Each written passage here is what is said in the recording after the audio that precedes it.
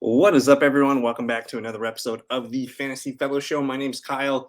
Tonight, it's April 10th, about 8 p.m. Central Time. We're going to be going over my first round mock draft. This is version 3.0. It's been maybe a month since I've done one, and I do plan on having at least one more mock draft. I think I'm going to release that the week of the NFL draft on that Monday or Tuesday. But we're just going to have fun with this one. I did use PFF's simulator to kind of go through, but then I typed everything up. What I did, it's a little bit different than I've done before. Usually I would just do the live video and post it as I'm doing the mock, but I'm trying a more of a written content here. So there's a link in the description if you guys want to check it out, thefantasyfellowship.com. First round mock draft. I did post the PFF results here. You guys can see that up front, but otherwise, we're going to kind of just read through the picks here, just a couple picks at a time. And I did write up some words on each pick here. And starting with the pick number one, you have the Chicago Bears. Getting Caleb Williams, I think it's what I wrote here is this pick has been made for quite some time now and commences a new era of Chicago Bears football. Letting Justin Fields go, trading for Keenan Allen, getting DJ Moore the last year, everything's been kind of building towards this being a really exciting passing offense. They brought in DeAndre Swift. You have Khalil Herbert. You got Roschon Johnson. You got the tight ends, Cole Kmet, Gerald Everett. There's a lot to like. And just Caleb Williams, man, we don't get prospects like him every year. He's in that Andrew Luck, maybe Trevor Lawrence tier of QB prospects. So he's QB1 off the board. We shouldn't be concerned about anything else at pick number one. Pick number two, though, what do you guys think? Up until the last week or so, I had felt pretty confident that it was going to be Jayden Daniels, but just reading some of the things over the last few days makes it seem like it's Drake May again. So my question here is it May or Daniels? Washington has done a good job keeping this a secret, but I think the fit with Cliff Kingsbury makes more sense for May. And I can look at DraftKings Sportsbook odds and see where these numbers are going. I do believe May has a visit soon with the Commanders, and so does Daniels. They both have their visits very soon. But I think May's been getting dragged through the mud a lot these past few weeks in kind of the Twitter, the YouTube, and just the media. A lot of people nitpicking his game. I think he's really good. He is mistake prone. He does kind of do a little bit too much and get caught into trouble. But a lot of the good quarterbacks do that. They're kind of risk takers, gunslinger mentalities. My head's come into Jordan Love. When he was coming out of school, people really dogged him for his decision making his final year there. But the year before, he didn't make a lot of mistakes. So I think when you take all of Drake May and you look at the good, it weighs a lot, and the footwork and the things like that's all stuff that can be worked on. They can make him a little bit more of a cautious thrower, but he's a fantastic athlete for his size. He's going to be a really fun quarterback, and I think he can do some nice things in Washington right away if he does go there. Otherwise, pick number three, you got Jayden Daniels, the QB, LSU. With rumors swirling about Jayden Daniels wanting to go to New England after so-so meetings with Washington, it's time to start thinking about the exciting possibilities of a new style of football for the Patriots. Let's hope they can get him a X receiver round two. And that's kind of the spot here. The Patriots is not the most ideal landing spot for one of these young QBs. There's a lot of work there. I do like the running backs, Ramondre, Antonio Gibson. There might be a couple other guys there. Hunter Henry's fine at tight end, but receiver's a huge question. Caleb Williams is walking into a great spot in Chicago. I think Drake May's also walking into a pretty good spot. They got some good running backs. They got some really good receivers there, the top two at least. They do need another weapon or two, though. Maybe a young tight end, maybe a new third receiver, something like that could be there. But the Patriots, they're struggling here. Demario Douglas, I would say, is probably their leading receiver on paper right now. Couple other guys there, but I'm a little bit nervous about Jayden Daniels walking into this. So hopefully the Patriots at round two, if they can grab a Adonai Mitchell, Ladd McConkey, Roman Wilson, something like that, even though they do have a lot of those similar receivers. But I like the fit for New England. I think Jayden Daniels looks good in the New England uniform, and it's a new era of football going on in New England. Pick number four, I did put Marvin Harrison Jr. I did see the tweet that the Cardinals are looking to get a ransom for pick number four. I think they hold on to the spot. And hey, if it's Marvin Harrison Jr., that's what the spot that we've been all projecting this for a long time.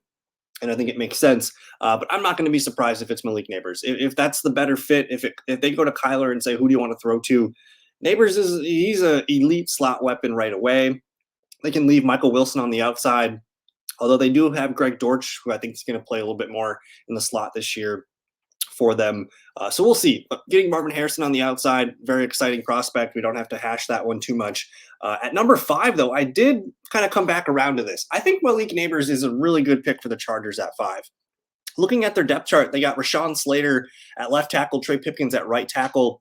That's fine. I don't think drafting Joe Alt and putting him in for Trey Pipkins at right tackle is, maybe it's a huge upgrade, but I think the upgrade of Malik Neighbors to that receiver core weighs a lot more than Joe Alt on the right tackle side. So I want to see Malik Neighbors there. This is more, like I say, maybe this is just a dream still, but you get rid of Keenan Allen, Mike Williams, Austin Eckler.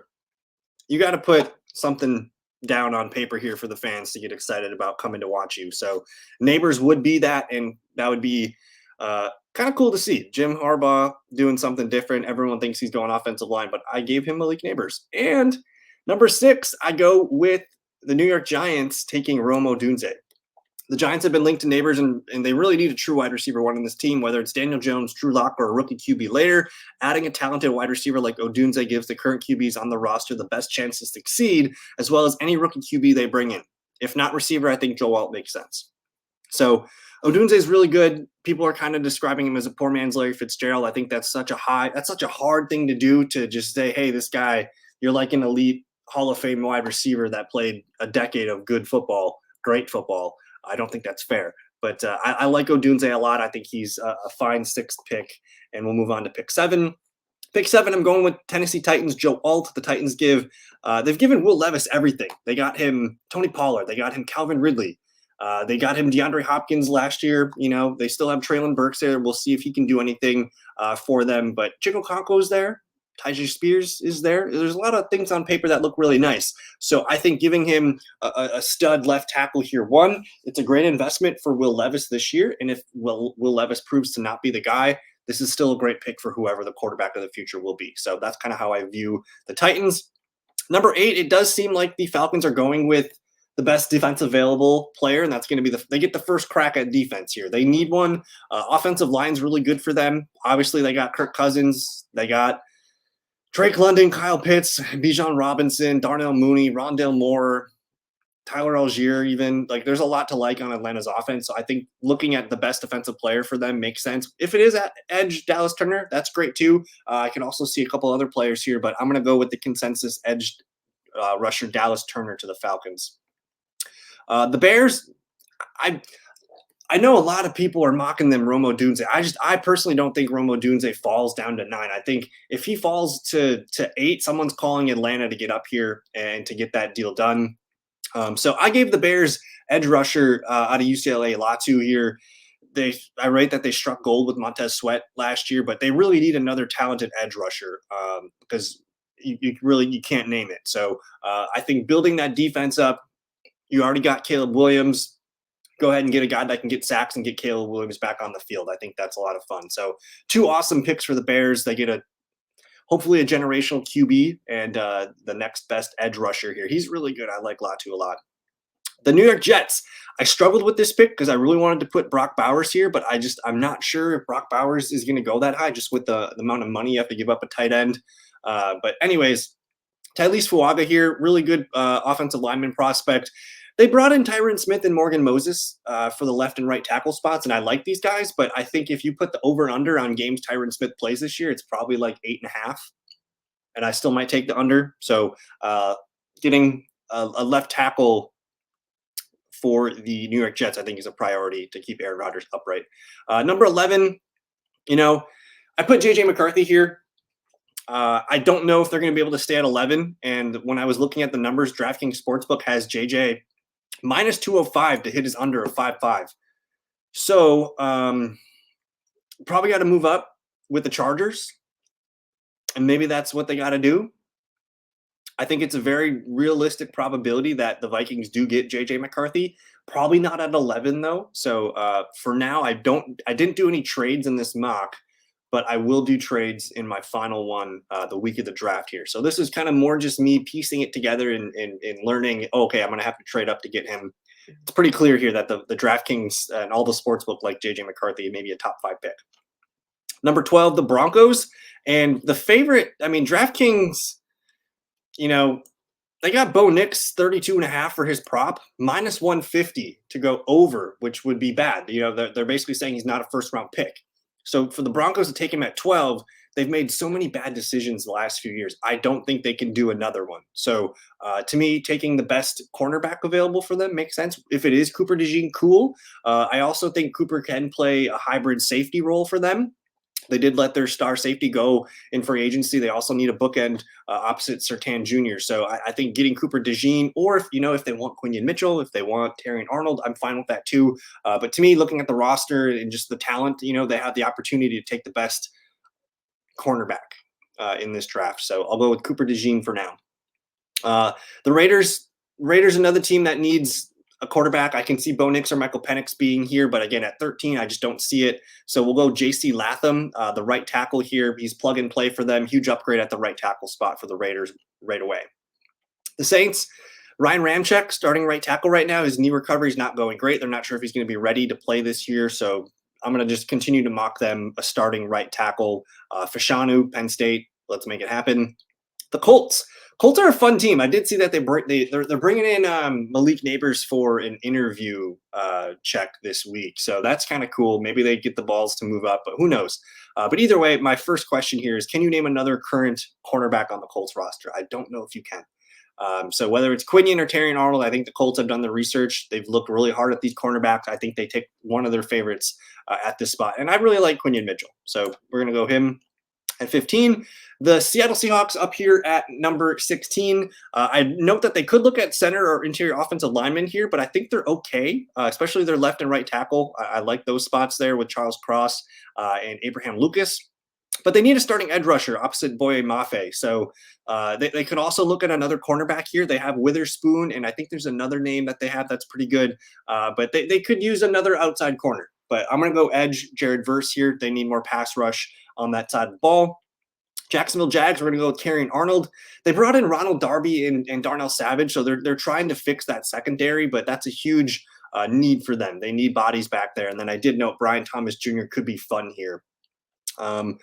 Here we go. Brock Bowers, the Cincinnati Bengal. This would be the dream scenario for fantasy football. We're locked into a really good role for Brock Bowers. He's an above average blocker too, so he can help the Bengals there. I'm nervous about teams not wanting to draft tight end early because of the money that they have to pay these young tight ends. And usually you don't get a lot of production on a tight end. Sam Laporta kind of bucked the system last year. So Brock Bowers is more of a receiver than he is a tight end. He can block. Huge upgrade to that Bengals offense, even in the blocking department for running the football. So huge need. They do have Mike Gesicki there. I don't know if he's anything worth noting, but Brock Bowers to Cincinnati Bengals is a lot of fun. All right. The Rams, Byron Murphy fell to them here at 19 in my mock. And I note here, Aaron Donald replacement. It does not exist, but Byron Murphy can be a really good piece here for that defensive line that they can build around for the next 4 or 5 years at least. Number 20, and I might change this pick. I'm probably going to change this pick because Jackson Powers Johnson, I'm seeing some things where he's starting to fall a little bit. I had seen him in the 20 to 25 range for the last month or so, but it looks like people are starting to nitpick him a little bit. And I wonder if he's more of a day 2 pick, early second round, something like that, top 40 pick. But I think the Steelers, looking at their depth chart, I noticed that they need some interior offensive linemen. So whether he's their starting center or a left or right guard, I think that can work. You also brought in Arthur Smith, so he's going to want to establish the run and make sure that offense is on track. So getting an offensive lineman, I think, makes a lot of sense for the Steelers at 20. The Dolphins, same thing.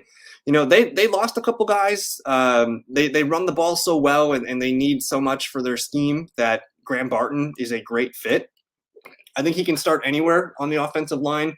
Really depends on where he goes. He's probably going to bump into a guard spot at the next level, but again, I don't think that he can't play a tackle spot if needed. So he's just a true versatile player. Could be a lot of fun for the Dolphins. Really smart player. So I think they're going to like him. And then again, I know Brian Thomas would be cool too. The Eagles get Nate Wiggins to fall to them. I don't get why their secondary was so bad last year, but it was one of the worst ones. They hemorrhaged so many fantasy points against them last year in the secondary. They had James Bradbury, Darius Slay, and Vontae Maddox there, but adding a first round talent like Wiggins, I think makes sense, and it's a huge need for that team. The Vikings, in this mock, they're staying at pick 23 because they didn't have to trade up to get JJ, but they need defensive lineman help. I like what they have a lot on paper, but getting a big defensive lineman like Jerzon Newton to fall to them, I think makes a lot of sense. We could look at more offensive linemen for the quarterback, of the future. Something like that could be nice, but we'll go with the big defensive lineman here at 23. 24, I have some fun. Brian Thomas Jr., the Cowboys were supposedly all in this offseason, but they need some help. I think their defense is really good still, but you can't rely on just CeeDee Lamb, guys. You got rid of Tony Pollard. Brandon Cooks is still there, fine, whatever. I think Jalen Tolbert could be interesting, but getting a big outside wide receiver would be so much fun to watch with Dak and CeeDee Lamb curving it up. And you have Jake Ferguson in the middle too. So this would be a huge boost to the offense. Brian Thomas Jr. here, 24. I love that fit. The Packers. And the Packers are my team. I wrote a little bit more about them. I gave them Kool-Aid McKinstry just because everyone's mocking them offensive linemen here, but their offensive line was great down the stretch last year. In the last 5 games, 2 of those in the playoffs, they only allowed 2 sacks. And the Cowboys and the Niners didn't get to Jordan Love in those 2 games. They also had 5 straight games of 100-yard rushing from Aaron Jones in those games. So I think the O-line is actually underrated. They do need a right guard, but I don't think you draft a right guard here at 25 unless it's Graham Barton. If he's available, I think that makes sense. But I don't want to see them grab a tackle here in the first when you can get an electric cornerback. There is a need for the Packers at CB3 behind Jair and Eric Stokes. And both guys have been, they haven't played a lot of games for the Packers in the last 2 years. So getting a Kool-Aid McKinstry talent, I would be very cool with that. And with Jeff Hafley's system too, a guy that emphasizes heavily the secondary, I think that's a pretty big position of need for them. The Tampa Bay Buccaneers, on paper, I was struggling to find what they need. They're actually pretty good looking. Their defensive line's stout. They could maybe grab a cornerback here, but I went with the best edge rusher available. Chop Robinson, to me, makes a lot of sense to go next to Troyan Shayanka. So I like Tampa Bay's roster this year quite a bit. The Cardinals, I go with Zach Frazier, the starting center for the Arizona Cardinals here. He gives them a starting center right away. And hey, you got Kyler Murray, you get him a new center, you got Marvin Harrison Jr. That connection is locked for the next 4 to 5 years. So I think getting the anchor of their offensive line makes a lot of sense. And I'm starting to see Zach Frazier actually as the top center available here. So that could be a really nice pick for the Cardinals. 28, it's Adonai Mitchell to the Buffalo Bills. And I'm noting here that it feels a little forced because the need is so bad, but they only have Curtis Samuel and Khalil Shakir that they can count on right now. They have a few other guys, but really they're just guys. You get Adonai Mitchell in there. He's an improvement over Gabe Davis. I think he can do a lot of the Gabe Davis things, the big plays, the field stretching. He could be a red zone target. But he's also he's a much better route runner than Gabe Davis. So I think he's an exciting play here. But even if he goes to Buffalo, I still think Curtis Samuel might be the leading receiver on this team in terms of targets for this season. The Lions, I went with Braden Fisk here, and I think he might sneak into the end of the first round. Just he blew up that combine. He's got a lot of good traits here. He's a Western Michigan guy. I can see the Lions just being excited to grab him and put him on their defensive line. The Ravens, I know it just feels like a Baltimore pick, right? Armarius Mims, the ultra athletic, huge offensive tackle prospect. He can play right tackle or left tackle for the Ravens. I think he's worth the risk here at pick 30.